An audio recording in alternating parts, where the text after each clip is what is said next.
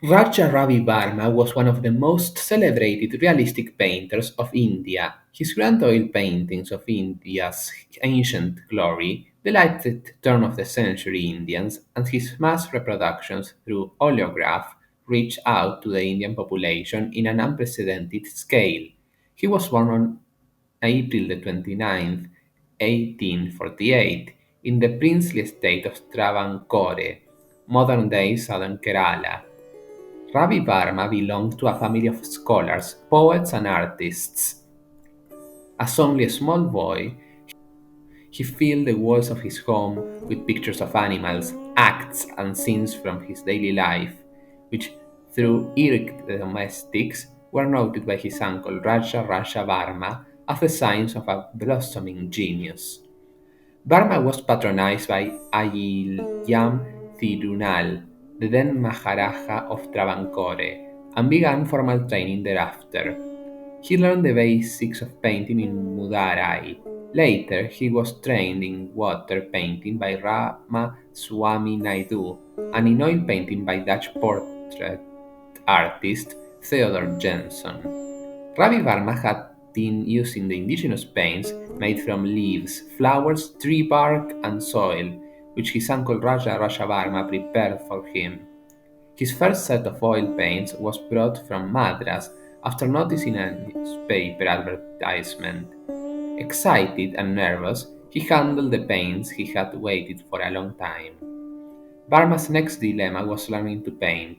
This dilemma may seem incongruous more than a century after he started to paint, but the medium was very new and the technique equally elusive in those days. Only one person in Travancore knew the technique of oil painting, Ramaswamy Naikar of Madura, who, recognizing a potential rival in Burma, refused to teach him the know-how. Naikar's student, Arumukham Pillai, would actually sneak into Mudath Madam at nightfall to share his knowledge with Varma, against his teacher's wishes. This clandestine education was only supplemented by watching Theodor Jenson, a visiting Dutch portrait artist, who painted the portraits of Ayam Thirunal and his wife. Through trial and error and hard work, Ravi Varma worked with the pliable medium, learning to blend, smooth, and maneuver the flexibility that was afforded by this slow drying substance. When Varma himself painted the portraits of this royal couple, these self-taught artists' blazing talent far outshone the Dutchman. Ravi Varma's creativity was further fueled by listening to the music of veterans, watching Kathakali, going through the manuscripts preserved in ancient families, and listening to the artistic interpretation of the epics. Ravi Varma's fame as a portrait artist soared with several important portraits commissions from the Indian aristocracy and British officials between 1870 and 1878, and the sensitivity and immense competence this artist still remains unsurpassed. Besides portraits and portrait based compositions, Varma now embarked on honing an oeuvre for theatrical compositions based on Indian myths and legends, Nalada Mayanti, Shantanu and Matsyagandha, Shantanu and Ganga, Radha and Madhava, Kamsamaya, Sri Krishna and Devaki, Arjuna and Subhadra, Draupadi Vastraharan, Harishchandra and Taramani, Vishwamitra and Menaka, Sita Swayamvaram, Yambharat and Lion Cave, the birth of Sri Krishna, Kichaka and Sairantri, took new forms under his skillful brush. With oil paints applied thickly, Ravi Varma created lustrous, impasted jewelry, brocaded textures, and subtle shades of compositions and complexities. Though several folk and traditional art forms of India since time immemorial subsisted as illustrations for religious narratives, yet illusionist paintings as a medium for storytelling was Ravi Varma's invention. He cleverly picked the particularly touching stories and moments from the Sanskrit classics. Though often considered as lacking in overall congruity by the sheer mastery of painting beautiful areas and expressions, his compositions would enchant the beholder no end. He was the first man to give faces to the Indian gods. Before him, there used to be sculptures and miniatures in the Patkathas, as the gods, as we see them every day here in India, were visualized by him, making him the most powerful influence on the Indian civilization's culture. Varma was the first man who made it possible for untouchables to pray in front of images of gods. Prior to his time, they were not allowed into temples. These images were pasted outside the temples and monasteries, due to which achieved adulation as well as massive recognition for his paintings depicting scenes from Indian literature and mythology, including the epics Mahabharata and Ramayana. As narrated in the novel Ravi Varma by Ranjit Desai, there was a woman called Sugandha Bai who became inspiration for Raja Ravi Varma to paint gods and goddesses as human beings. Once Ravi Varma happened to see this beautiful lady in a temple and suddenly felt inspired. He then sketched Sugandha Bai's portrait and gifted her. Sugandha Bai got attracted towards Raja Ravi Varma's sketches and agreed to become his model to portray Hindu goddesses in his paintings. Varma's paintings portray sari-clad women in graceful manner, which became an important motif of that time, reproductions being found in many homes. His clever portrayal would add elegance to the personality of the protagonist, like unmasking the fragrance of a flower. The small town of Kiri Manor was compelled to open a post office, as letters with requests for paintings arrived from everywhere. The recognition of that Ravi Varma received in major exhibitions abroad was for the portrait-based renditions, which were meticulous compositions of people, their demeanor, and attires.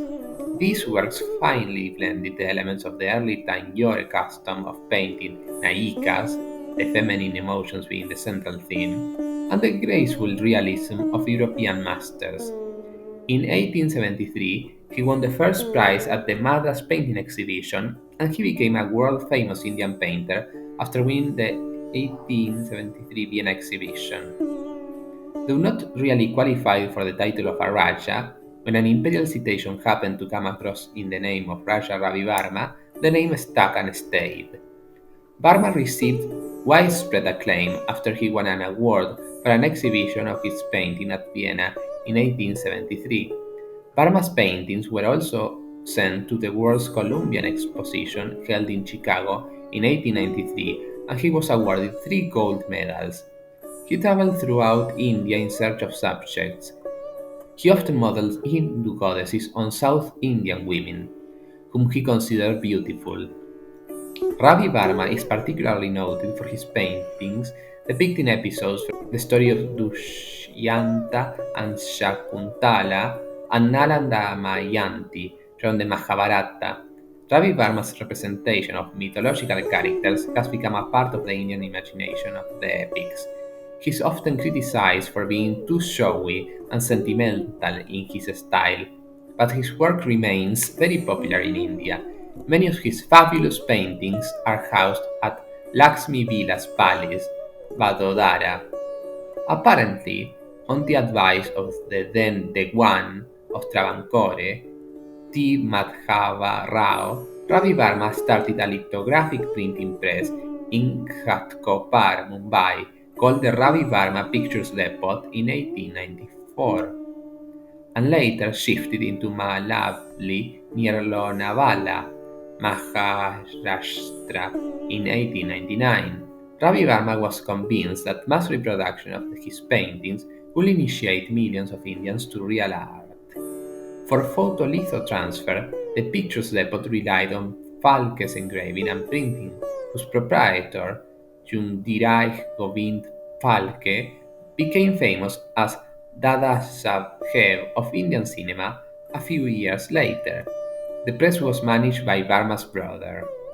In 1901, the press was sold to his printing technician from Germany, Mr. Schleicher, and later closed down after it was gutted in an accidental fire. The oleographs produced by the press were mostly of Hindu gods and goddesses in scenes adapted mainly from the Mahabharata, the Ramayana, and the Puranas. These oleographs were very popular and continued to be printed in thousands of many years, even after the 1906 death of Ravi Varma. In 1888 and 1894, Ravi Varma and his younger brother, Sir Raja Varma, took a tour around India in search of images and landscapes for inspiration. On his return from the second tour, Ravi Varma painted a batch of pictures especially for reproduction at his new press, the Picture Depot. Aristocratic Orientalism in his imagery was now replaced by a little more folkish, more iconic, and more marketable forms. In 1904, Viceroy Lord Curzon, on behalf of the British King Emperor, bestowed upon Varma the Kaiser-i-Hind Gold Medal. A college dedicated to fine arts was also constituted in his honor at Mavelikara, Kerala. Raja Ravi Varma High School at Kilimanor was named after him, and there are many cultural organizations throughout India bearing his name. Raja Ravi Varma died of diabetes on October 2, 1906, in his Kilimanor home, overflowing with friends, relatives, dignitaries, and the media. Yet the rich heritage of the fragrance of his paintings continues to charm and influence the art of India.